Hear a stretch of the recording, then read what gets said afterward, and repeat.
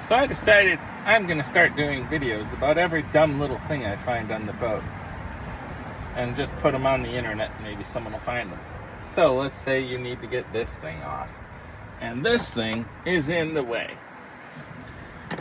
What you need is a 5/32 bit like this. You shove it up under here. You'll feel it engage nice and tight. You unscrew it, and this whole lever comes off. If you still got these things attached, you need to pop open this thing. But first, disconnect your battery, because these things are quick disconnects. And as soon as they touch your hydraulics, will start doing stuff, and they need to get snug. This hole is only just big enough for those wires.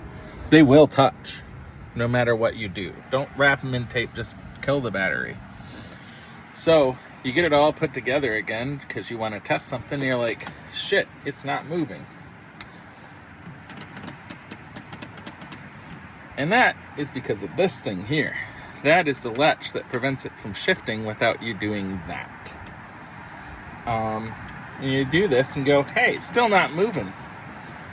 It's expecting there to be something here and here pushing down in order for that rod to turn correctly, and pull the little metal plunger out like that. Then it can move. See, the only thing stopping it moving is this little thing right here. It'll find its way back in, left to its own devices. But if you put your thumb right here while you're working on it, that's usually enough to get it out of the way. And then once it's out of the way, you can do your thing just fine. So the other thing that's interesting, let's say you need to test it and you can't get this center thing to work and detach from the shift. What you can do, these right here coming up are the kill switch, the red and yellow. They are going to need to be shorted with enough wire to start to run the starting signal, because this isn't some TTL level bullshit. This is the actual power going through your key, ignition key, through that switch back to the starter. And what I meant to say earlier too is, I realized I probably gave people the wrong impression a bit. The current that has to go through this wire isn't the starting current that's massive. It's enough to go through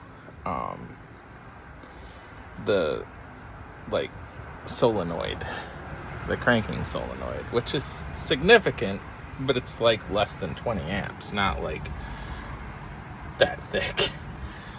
So just so we're clear. And as soon as you put it